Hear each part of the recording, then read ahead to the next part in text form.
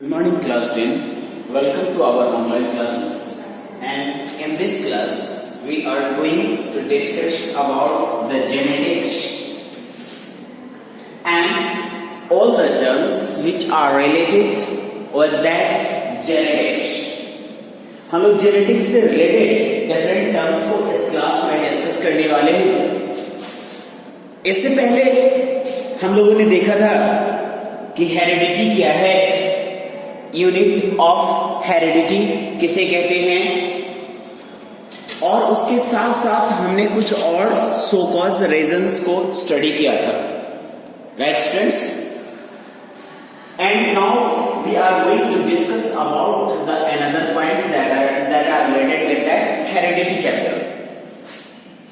Genetics is a branch of biology. जैसे हम लोग कहते हैं कि biology is a branch of science, right?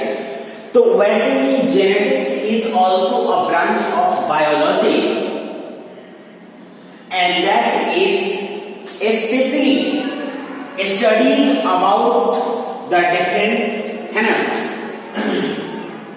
branch of biology that is related to deals with the study of about heredity and variation. Heredity and variation. आप heredity जानते हो? Heredity it means transmission. Heredity it means transmission of characters. Now the next term is inheritance. Inheritance it means transmission of characters from parents one generation to the next, है ना, one generation to the next. And what is the actual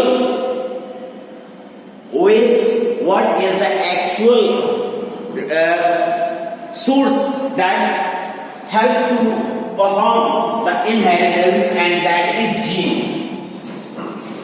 कौन है? ये gene है जो इस inheritance process को perform करने में क्या करना होता है। Now come to the next point कि आप जीन जानते हो कि क्रोमोसोम्स पर अरेंज्ड जो कोडिंग इंफॉर्मेशन होता है in linear position, in linear section, and that is counted as gene, and this gene is responsible to carrying the characters traits from parents to their offsprings.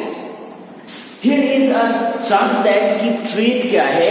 Trait it means आपकी body में different types of characters हैं that is differ from one another of your classmates, right?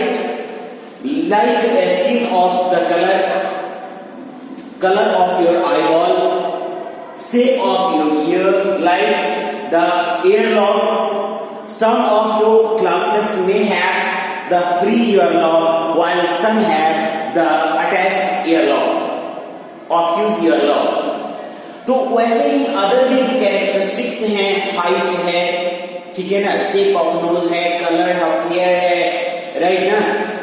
तो ऐसे बहुत सारे traits हैं जिसके बारे में आपको देखना है, इसके बारे में जानकारी प्राप्त करनी है, नॉलेज गेन करना है।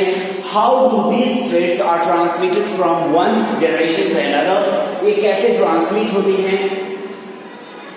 इसमें कहता है कि इसमें जो है हमने हाइब्रिडाइजेशन पर ज्यादा कॉन्सेंट्रेट करना है। What is hybridisation?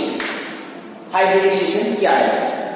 Actually, hybridization is the cross breeding between two parent organisms having two distinct and different characteristics that may be mostly desired characters. हम लोगों को कहना है कि ऐसे दो different distinct and desired character carrying parents के बीच अगर क्रॉस ब्रीडिंग होती है टू गेन, हम लोग कोई भी वर्क करते हैं तो बिना उद्देश्य का कर नहीं सकते, तो हमें यह उद्देश्य है इस हाइब्रिडाइजेशन प्रोसेस को परफॉर्म करने का, टू गेट द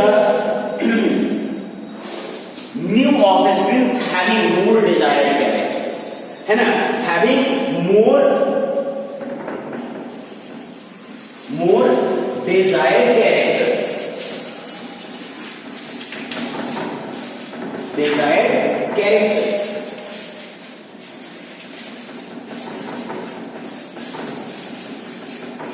राइट। तो इसमें यह कह रहा है कि हमें हाइब्रिडाइजेशन प्रोसेस को क्यों परफॉर्म करना चाहिए और कैसे परफॉर्म किया जा सकता है।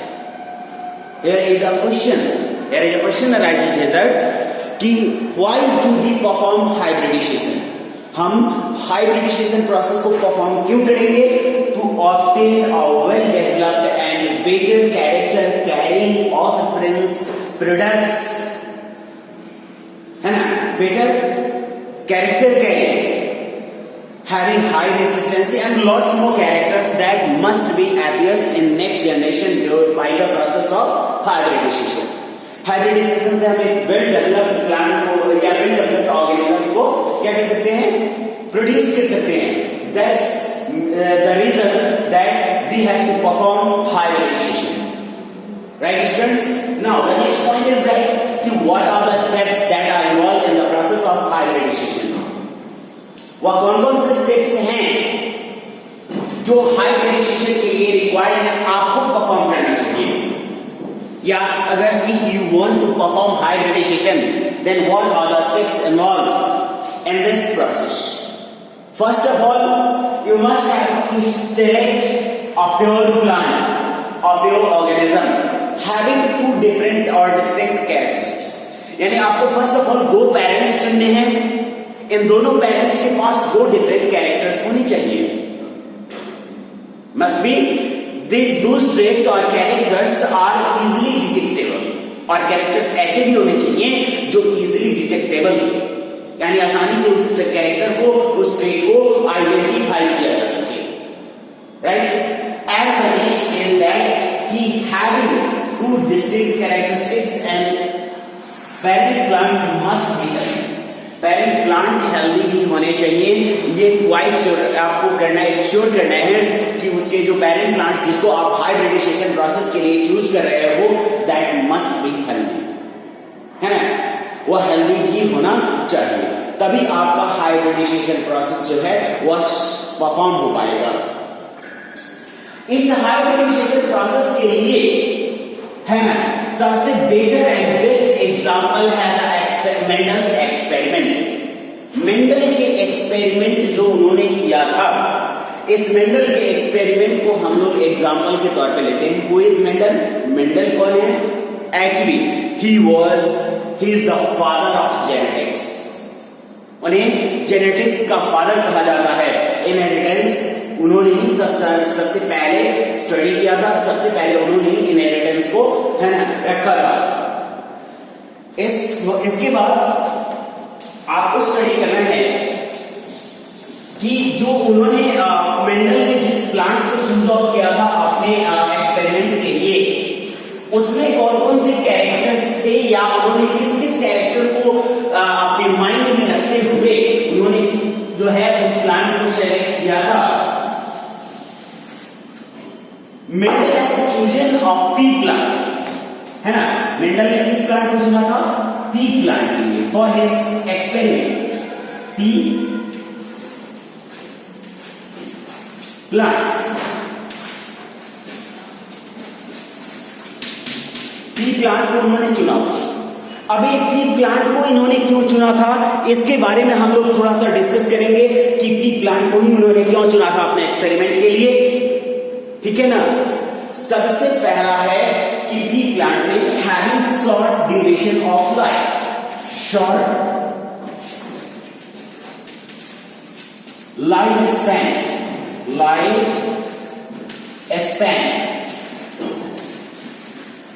What do you understand by the time life span? Life span से आप क्या समझते हो? Actually life span is the time period from birth to the death of the young one.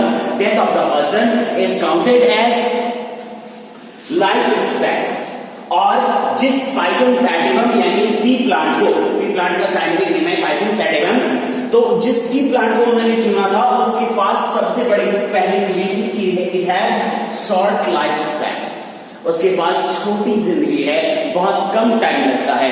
And it is quite necessary, है ना, to having a short life span, है ना, to get better and quick result.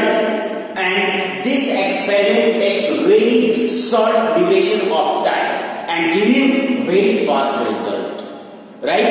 तो ये पहला कारण था. दूसरा था कि having the different characteristics, having large variation, large variation.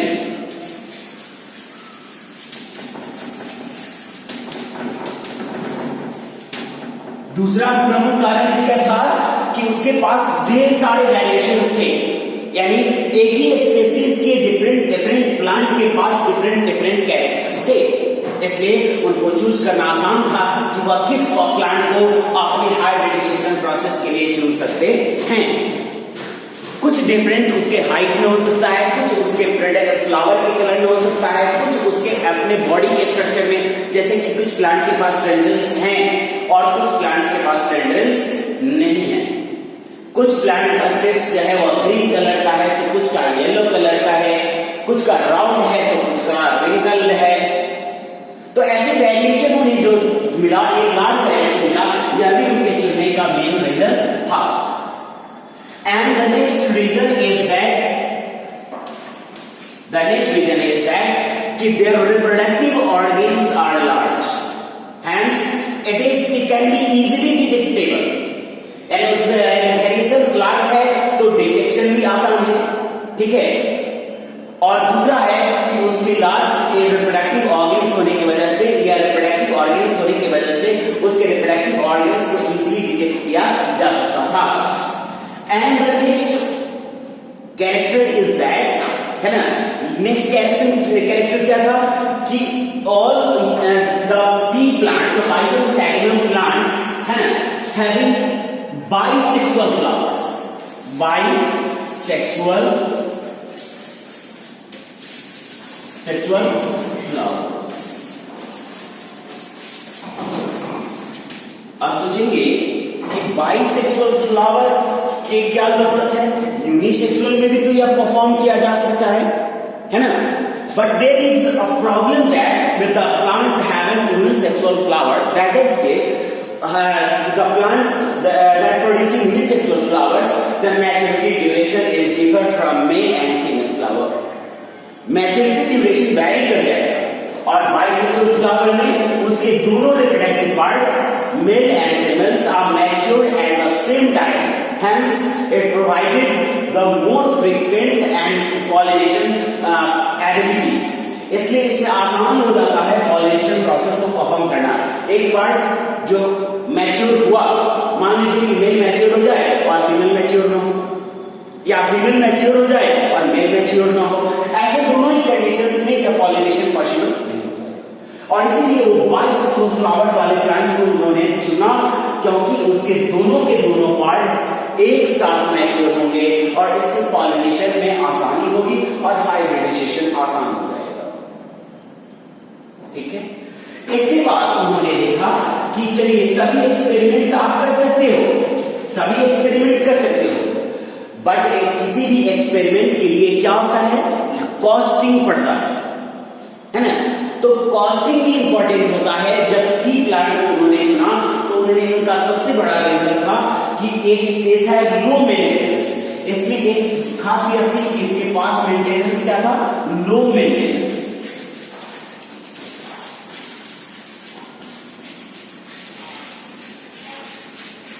Low maintenance, कम खर्च, ठीक है। तो इससे कम खर्च से उनको क्या फायदा मिला कि कम खर्च में उन्होंने अपने इस पूरे एक्सपेरिमेंट को परफॉर्म किया, ठीक है। तो इस तरह आपने देखा कि इसमें डिफरेंट सीक्वेंस थे जिसके कारण उन्होंने इस पाइसम सैटिवम प्लांट को सेलेक्ट किया था। और इसके बाद इन्होंने लो कॉस्टिंग तो थी, इसका मेंटेनेंस कॉस्ट लो था, और उसके साथ साथ एक और बड़ा फायदा यह था कि produces large number of sets, large number of sets.